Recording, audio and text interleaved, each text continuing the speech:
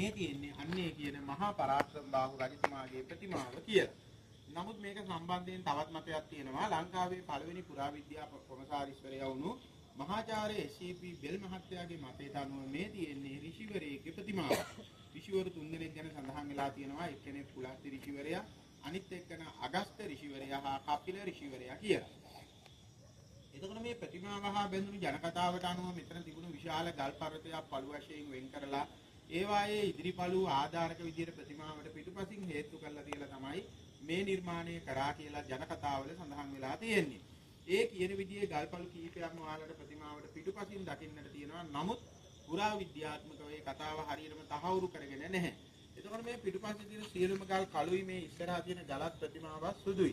මේකට හේතුව තමයි මේ ගල් වර්ගය හඳුන්වන්නේ ග්‍රැනයිට් නැත්නම් කුරුඳු ගල් කියලා. මේක ස්වභාවයෙන්ම සුදු පාට ගලක්. මේක වැස්ස වැටිලා දියසෙවිලි බැඳිලා කාලයක් ගියාම කළු වෙනවා. දැනට වසර 20කට විතර කලින් එහෙම වර්ෂාවට ලක් වෙලා මේ පිටුපස්ස වගේම ඉදිරි කොටසත් කළුවට තමයි තිබුණේ. මේ වෙනකොට පුරාවිද්‍යා දෙපාර්තමේන්තුවෙන් මේක රසායනික ද්‍රව්‍ය යොදලා වාර්ෂිකව සෝදනවා. ඒ නිසා තමයි මේ ගලට උරුම නියම පාටින් දකින්නට තියෙන්නේ. ප්‍රතිමාවේ උස අඩි 11.5යි. මේකේ විශේෂ සලකුණු කීපයක් තියෙනවා. එකක් තමයි බුද්ධ ප්‍රතිමාවක් හා සමානවම මේකේ කන් දිගයි. ඒ කියන්නේ ලම්බ කරණයි.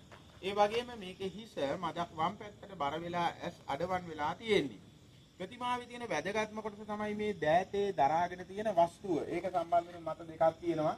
මේ ප්‍රතිමාව ඍෂිවරයෙක් කියලා අදහස් කරන විද්වතුන් කියන්නේ පොළොන්නරු යුගයේ සන්නසක් අඩංගු පුස්කොළ පොතක් කියන්නේ කියලා. ඒ වගේම මේක මහරජතුමායි කියලා විශ්වාස කරන විද්වතුන් come here. දෑතේ දරාගෙන තියෙන වස්තුව සම්බන්ධයෙන් මත දෙකක් තියෙනවා. එකක් තමයි මේ ප්‍රතිමාව ඍෂිවරයෙක් කියලා අදහස් කරන විද්වතුන් කියන්නේ පොළොන්නරු යුගයේ සන්නසක් අඩංගු පුස්කොළ පොතක් මේ තියෙන්නේ කියලා. ඒ වගේම මේක මහරජතුමායි කියලා විශ්වාස කරන විද්වතුන් කියන්නේ මේ අතේ තියාගෙන ඉන්නේ වියගහක් කියලා. වියගහක් කියන්නේ අපි හරක්ගෙන් කුඹුරු හානකොට ඒ හරක් දෙන්නෙක්ගේ කරට උඩින් තියෙන ලීයට තමයි වියගහ කියලා කියන්නේ. ඒක බොහොම ගෞරවනීය වස්තුවක් වගේම ඒ කාලේ රටේ රාජ්‍ය සංකේතයේ විදියට භාවිතා කරලා තියෙනවා.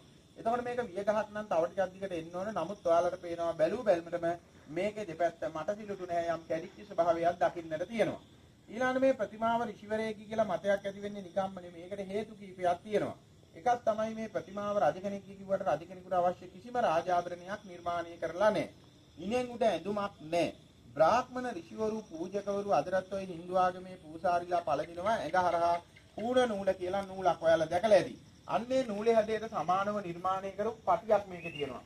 ඔයාලට පේනවද මෙතන මේ ඉන්නේ ඉහළම රේඛාවුරුකින් අඟල් 1.5 විතර පටියක් යනවා. ඔයකනියෙන් එහාට එක මැකිලා උරහිත එහා පැත්තේ අන්තන්තර ඒක ගැටේ තමයි අර හාකන් දෙකක් වගේ තියෙන්නේ. එතකොට ඔන්න ඔය පටිය ඒ කාලේ භාවිතා වුණු කූණ නූල වියකේ මහාචාර්ය බෙල් මහත්තයා අදහස් කරනවා. සමහර විද්වතුන් ඒක පිළිගන්නවා. සමහර විද්වතුන් ඒක පිළිගන්නේ කොහොම වුණත් මේ පූර්ණ නූල් ලංකාවේ රජවරු පළඳලා නැහැ. මූණේ තියෙන්නේ බොහොම සාන්ත තැම්පත් පෙනුමක්. ඔය ගල්තලාවට උඩින් ලියලා තියෙනවා මධ්‍යකාලීන යුගයේ ලංකාවේ භාවිතා කරපු සිංහල අකුරු වලින් පුල්ලතස කියලා වචනයක්. ඒක ඔයාලට බලන්න වෙන්නේ උඩින් තියෙන නිසා. මෙන්න මේ කාරණා නිසා තමයි මේ ප්‍රතිමාව ඍෂිවරයෙක්ගේ විශේෂයෙන්ම පුලතිසි ඍෂිවරයෙක් කියන මතය ඇති වෙලා තියෙන්නේ.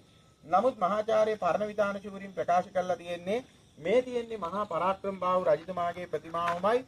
රාජාභරණ කිසි දෙයක් නිර්මාණය කරලා නැත්තේ මහරජතුමා වප්මගුල් උත්සවයකට සූදානම් වෙලා ඒ කුඹුරට බහින්න සුබ නැකත එනකන් වියගහ දෑතින් දරාගෙන සිටින ආකාරයක් නිරූපණය කරලා තියෙනවා.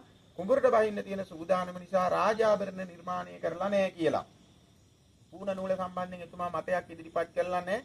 නමුත් පුලස්ති කියන වචනය ගැන එතුමා කියන්නේ පොළොන්නරුවට පුලතිසිපුර කියන නාමය භාවිතා කරපු නිසා ඒක හේතුනාය කියලා. ඉතින් මෙන්න මේ කරුණු කාරණා සියල්ල නිසා අද වෙනකොට මේ ප්‍රතිමාව සම්බන්ධයෙන් මත දෙකක් ගොඩනැගිලා තියෙනවා.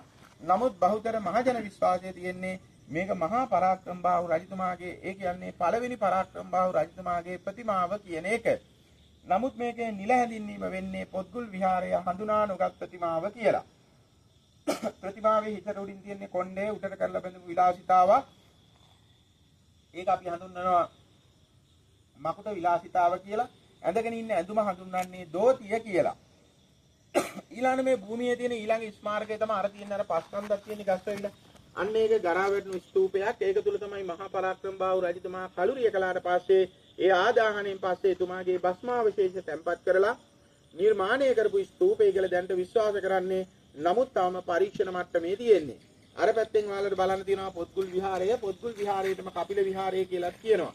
පොත්ගුල් විහාරය කියන්නේ මහා පරාක්‍රමබාහු රජතුමා විසින් නිර්මාණය කරන ලද දැවැන්ත ප්‍රමාණයේ පුස්තකාල සංකීර්ණයක් ආරාමික පිරිවනක්.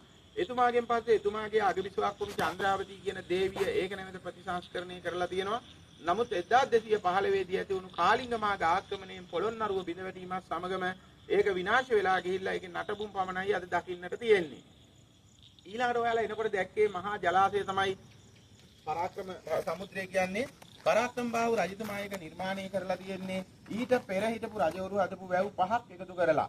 තෝපා වැව, දුමුතුළු වැව, එරබදු වැව, බූ වැව, කලාගල වැව කියන වැව් පහ එකතු කරලා තනි ජලාශයක් බවට පත් කරලා තමයි මහා පරාක්‍රමබාහු රජතුමා පරාක්‍රම සමුද්‍රය නිර්මාණය කරලා තියෙන්නේ. එතුමා තමයි ප්‍රකාශ කරලා තියෙන්නේ අහසින් වැටෙන එක දිය විදක්වත් මිනිසාගේ ප්‍රයෝජනෙට නොගෙන මුහුදට ගලා යන්න ඉඩ දෙන්න එපා කියලා.